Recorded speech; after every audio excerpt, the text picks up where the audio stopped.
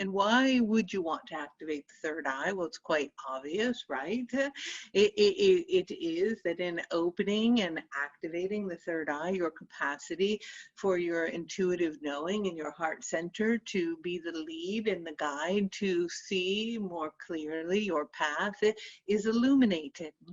And your ability to see auras around others is illuminated, and to be able to witness the angels and beings of light, such as myself, to have greater clarity and connection and deeper knowing is accentuated. And so you're opening up a sense that has, in a sense, been closed. And it is that all of you have lived in lifetimes with your pineal gland was fully activated and opened. And so there's an intuitive knowing and a remembering that that capacity and the gifts that come with it are prevalent or are there for you if you are wanting to activate them. But sometimes you're not sure how to go about it or how to get it moving again. And it is that as you descended into matter, and we won't get into the whole story about that, but part of the process of the pineal gland in itself closing was there became a great imbalance between the left brain and the right brain, because the pineal gland sits in the center. It is, in a sense, the seat of the soul. It is the third eye. It is the ability of the extra sense beyond the five. And when the left and the right brain, the two hemispheres, became out of balance due to an emotional imbalance in the energetic field of the collective, the pineal gland began to close. And as it began to close, it shrank, and it continued to shrink and shrink until it shriveled. And in some of you, it is like a little shriveled piece of fruit.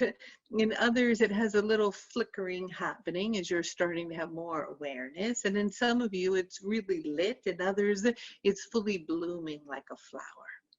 And the capacity for all of you to have it completely open and blooming with a capability to connect to your guides, to the higher realms, to open your intuition, to see vision in new ways, to interpret and understand your dreams, to see auric fields, to talk to one another telepathically, to have a sense of what things are, to drop into complete and absolute synchronicity and the playfulness and the joy and the bliss of life is something that you can cultivate, something that you can give attention to, and something that you, like any muscle in the body, when you don't pay attention to it and you don't work it, it atrophies. It is the same. But when you start to pay attention to the pineal gland and you give it attention and you work the muscle, you strengthen it. And as you strengthen it, it gets stronger and it begins to open and to activate. Now, there are tools that we want to share with you today about doing so, and want to also remind you that in order for it to fully blossom, for it to fully come into all that it is that you are wanting to bring as much as possible in your emotional being through the limbatic part of the brain and the memory of the brain into balance in the left and the right hemisphere.